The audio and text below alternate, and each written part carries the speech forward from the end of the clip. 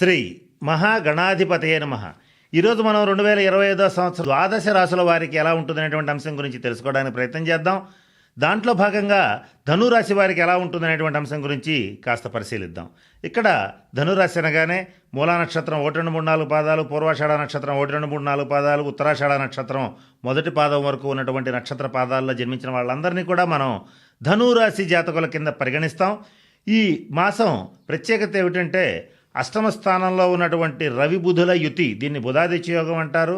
అలాగే భాగ్యస్థానంలో ఉన్నటువంటి కుజకేతువుల యొక్క యుతి, దీన్ని పిశాచ యోగం అంటారు. ఇవి ప్రధానమైనటువంటి ఫలితాలను నిర్దేశిస్తున్నాయి. వీటితో పాటుగా 3ంట రాహువు, 4ంట అర్ధాష్టమ శని, సప్తమ స్థానంలో రవిగురులు, షష్ఠ స్థానంలో శుక్రుడు ప్రధానమైనటువంటి ఫలితాలని నిర్దేశిస్తున్నాయి. ఈ గ్రహగతులన్నింటినీ బట్టి పరిశీలించినట్లయితే మనకి ఈ ధనురాశి వారికి కొన్ని విషయాల్లో మాత్రం అత్యద్భుతమైనటువంటి శుభ ఫలితాలు వాటంతట అవే మీకు వచ్చేటువంటి పరిస్థితులు గోచరిస్తున్నాయి.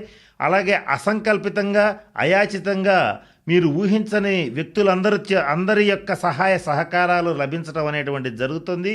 కొన్ని విషయాల్లో అద్భుతమైన శుభ ఫలితాలు ఉంటాయి. కొన్ని విషయాల్లో మాత్రం కొంచెం గట్టి ఇబ్బందులు రాబోతున్నాయి. అవేమిటి, వాటి నుంచి ఎలా తప్పించుకోవాలి, ఎవరికి ఆ ఇబ్బందులు వస్తాయి, కానీ ఇటువంటి అనేక అంశాల గురించి మనం తెలుసుకోవడానికి ప్రయత్నం చేద్దాం.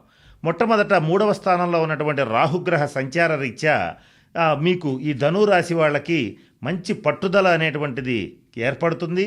పట్టుదలతో మీరు చేసేటువంటి వృత్తిలో కానీ, ఉద్యోగంలో కానీ, వ్యాపారంలో కానీ ఉన్నత శిఖరాలు అధిరోహించి తీరతారని చెప్పటంలో ఏమాత్రం సందేహం లేదు. అటువంటి అద్భుతమైన శుభ ఫలితాలని రాహువు మీకు ఇవ్వటం అనేటువంటిది జరుగుతుంది. గోచార రీత్యా రాహువు 3, 6, 11 స్థానాల్లో ఉండేటట్లయితే ఎవరికైనా సరే అద్భుతమైనటువంటి ఫలితాలు ఇస్తారు. ఇక్కడ ఈ ధనురాశి వాళ్ళకి కుంభంలో రాహు ఉండటం వల్ల శనివద్ రాహు కుజవత్ కేతు అంటారు. అంటే 3వ స్థానంలో శని ఇచ్చేటువంటి ఫలితాలన్నింటినీ కూడా ఈ రాహు మీకు ఇవ్వటం అనేటువంటిది జరుగుతుంది. తద్వారా మీరు అత్యున్నతమైనటువంటి స్థితికి చేరుకునే అవకాశాలు మీకు బలంగా గోచరిస్తున్నాయి. అలాగే పరాక్రమోపేతమైనటువంటి పనుల్ని చాలా సునాయాసంగా చేస్తారు. ఏ పని మొదలుపెట్టినా సరే మంచి పట్టుదలతో, ధైర్యంతో చక్కగా కష్టపడి కృషి చేసి నిరంతరం పగలు రాత్రి కష్టపడి మరి మీకు ఇచ్చినటువంటి టాస్కులన్నీ పూర్తి చేసి మీరు చేసేటువంటి ప్రదేశంలో, మీ వర్క్ ప్లేస్లో కానీ, మీ ఉద్యోగంలో కానీ, మీ వ్యాపారంలో కానీ ఒక మంచి స్థితికి వెళతారని చెప్పడంలో ఏమాత్రం సందేహం లేదు.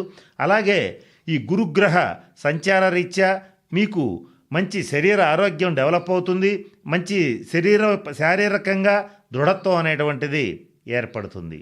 అంతేకాకుండా ఈ ధనురాశి వారికి ఈ మాసం కూడా వివాహ ప్రయత్నాలు చేసేటువంటి అవివాహితులు ఎవరైతే ఉంటారో చక్కటి సంబంధాలు కుదురుతాయి. ఆ సంబంధాలు మీకు నచ్చినట్టుగా ఉండటం మీకు సంతోషాన్ని కలిగించేటువంటి అంశంగా గోచరిస్తుంది. జీవిత భాగస్వామికి మీకు ఉన్నటువంటి భేదాభిప్రాయాలు గతంలో ఏమన్నా ఉంటే అవి సంపూర్ణంగా తొలగిపోతాయి.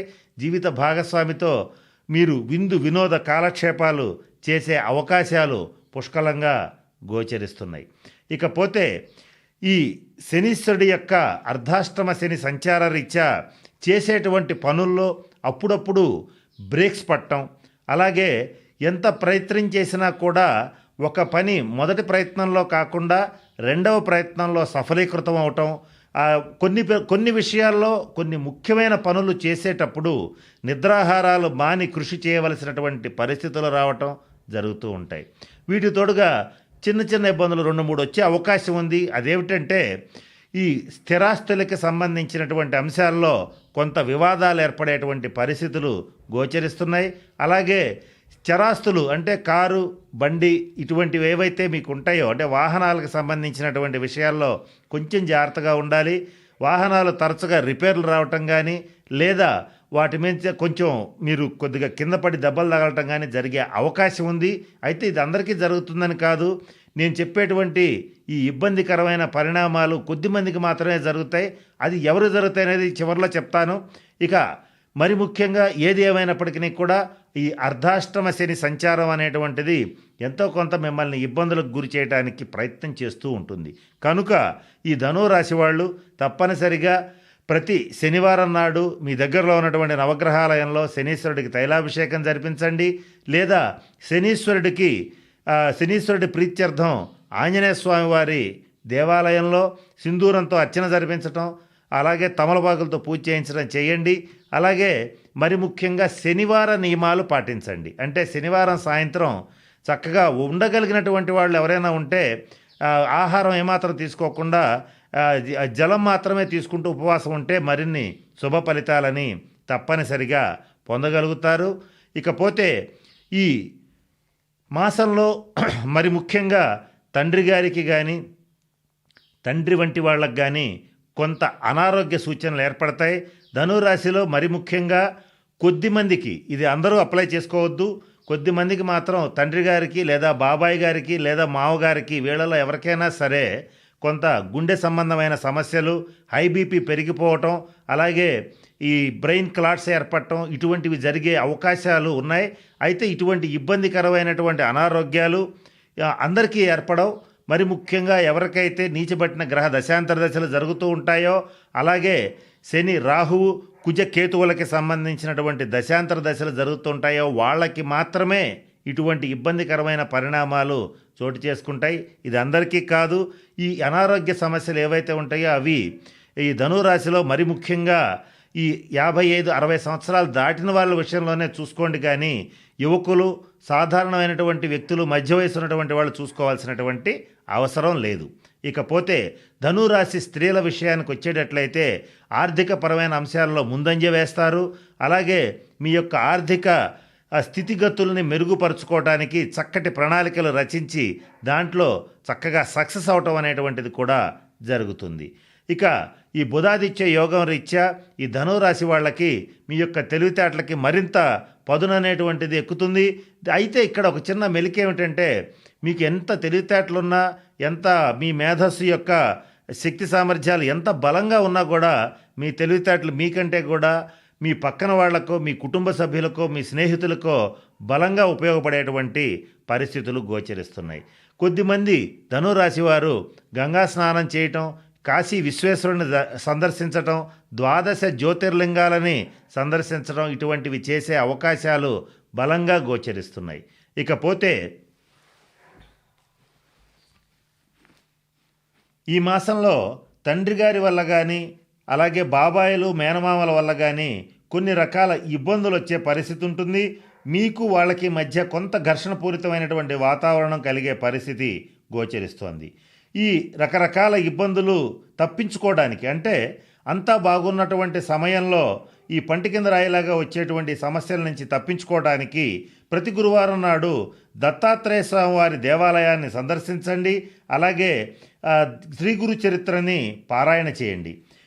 ఈ మాసం అన్ని ముఖ్యమైన పనులన్నింటినీ కూడా చక్కగా సమర్థవంతంగా పూర్తి చేస్తారు. ప్రతి విషయంలో ముందు చూపుతోనే మీరు ప్రతి పనిని టార్గెట్ చేసి మరీ పూర్తి చేయగలుగుతారు. వ్యాపార సంబంధమైనటువంటి విషయాల్లో లాభాలు పొందగలుగుతారు. ఇకపోతే ఈ మాసం మరి ముఖ్యంగా ఆది, సోమ, గురువారాలు బాగా కలిసి వస్తాయి. 1, 2, 3, 4, 7, 9 అంకెలు బాగా కలిసి వస్తాయి. ఇక్కడ ఈ 7, 9 ఇట్లా 1, 2, 3, 4, 7, 9 అంకెలు అన్నామంటే 1, 2, 3, 4, 7, 9 తేదీలే కాకుండా 10వ తారీఖు, అలాగే 29వ తారీఖు, అలాగే 30వ తారీఖు ఇటువంటివి కూడా కలిసి వచ్చే అవకాశాలు ఉంటాయి. మరి ముఖ్యంగా విద్యాలయాలు, దేవాలయాలు, ధార్మిక సంస్థలు, భోజనశాలలు అంటే హోటల్స్, వస్త్ర వ్యాపారం, బ్యాంకులు, పౌరోహిత్యం, జ్యోతిష్యం, పబ్లిషర్సు, ప్రింటర్సు, ఇటుకల వ్యాపారం, ఇన్కమ్ ట్యాక్స్, సేల్ ట్యాక్స్ వంటి రంగాల్లో ఉండేటువంటి వాళ్ళందరూ కూడా ఈ మాసం మంచి ప్రతిభ కనపరచగలుగుతారు. మరిన్ని శుభ ఫలితాలు పొందడం కోసం ప్రతి గురువారం నాడు ఈ గురుచరిత్ర పారాయణ చేయండి. దాంతోపాటుగా విష్ణు సహస్రనామ పారాయణ చేసేటట్లయితే ఈ మాసం ఎటువంటి ఇబ్బందులు వచ్చినా కూడా వాటి నుంచి సునాయాసంగా తప్పించుకోగలుగుతారు. కనుక నేను చెప్పినటువంటి అన్ని అంశాలని దృష్టిలో పెట్టుకుని ఈ ధనురాశి వాళ్ళు తగిన శాంతి పరిహార క్రియలను జరిపించుకొని చక్కగా అష్టైశ్వర్యాలతో, భోగభాగ్యాలతో ఉండాలని మనస్ఫూర్తిగా పరమేశ్వరుని ప్రార్థిస్తూ సెలవు తీసుకుంటున్నాను. స్వస్తి.